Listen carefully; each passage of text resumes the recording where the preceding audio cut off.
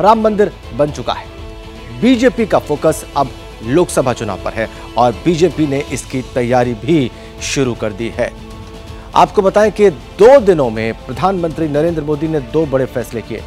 22 जनवरी को राम का काज किया और फिर 23 जनवरी को बिहार में पिछड़ों के सबसे बड़े नेता रहे कर्पूरी ठाकुर को भारत रत्न देने का ऐलान कर दिया। जबकि मोदी के विरोध में जो इंडिया गठबंधन बना है उसमें बिखराव शुरू हो चुका है। पश्चिम बंगाल में तृणमूल कांग्रेस तो पंजाब में आम आदमी पार्टी ने अकेले चुनाव लड़ने का ऐलान कर दिया है। सवाल है कि क्या बीजेपी इस बार 40 साल का चुनावी रिकॉर्ड तोड़ देगी?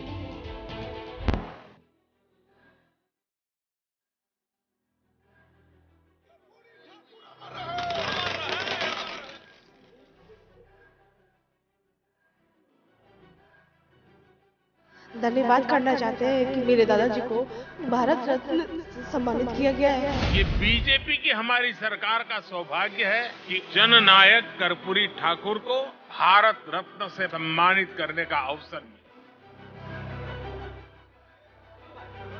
भारत रत्न के लिए तो हम लोग शुरू से डिमांड कर ही रहे थे। जी सर।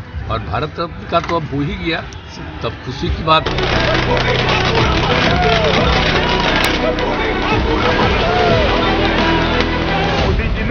न केवल जननायक कर्पूरी ठाकुर जी को सम्मानित किया है, मोदी जी ने इस देश के 70 करोड़ गरीबों को सम्मानित करने का काम किया।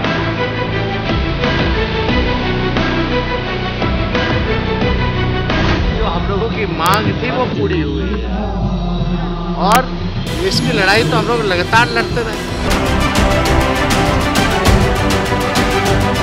वो कौन लोग थे जिन्होंने कभी कर्पूरी ठाकुर जी को कपटी ठाकुर भी कहा था?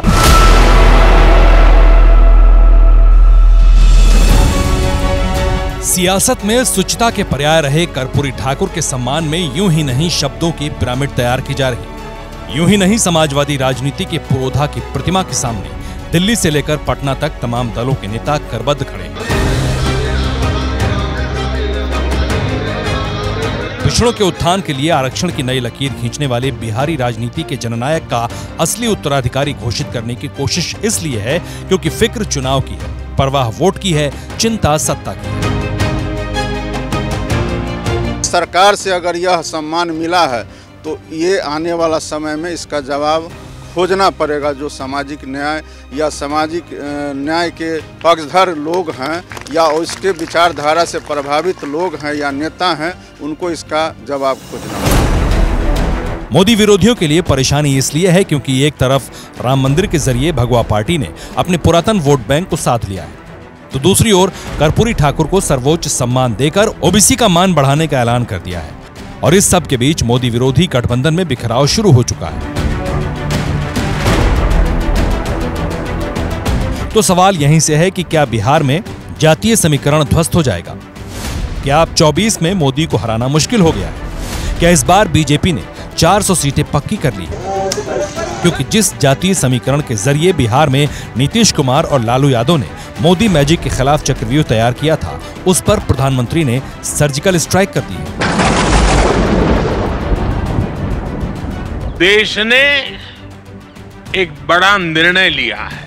ये निर्णय है जननायक कर्पूरी ठाकुर जी को भारत रत्न देने का।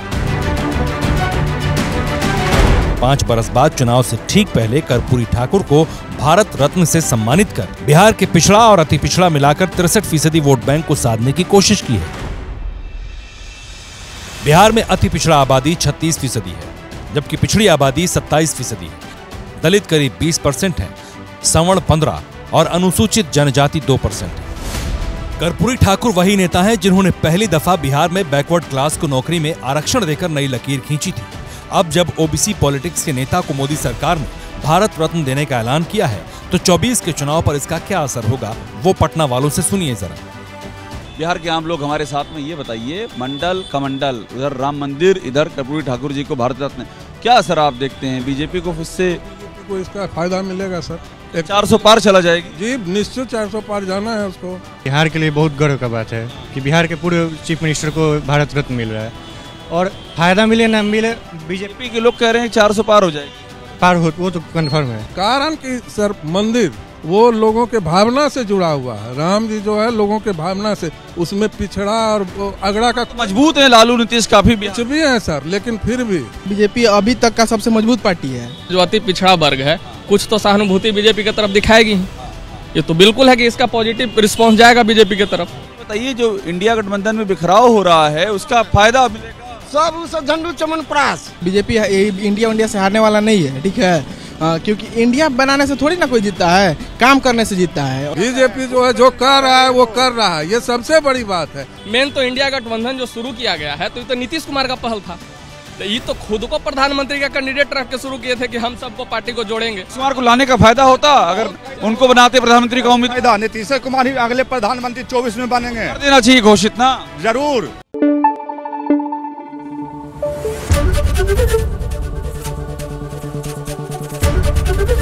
एबीपी न्यूज आपको रखे आगे।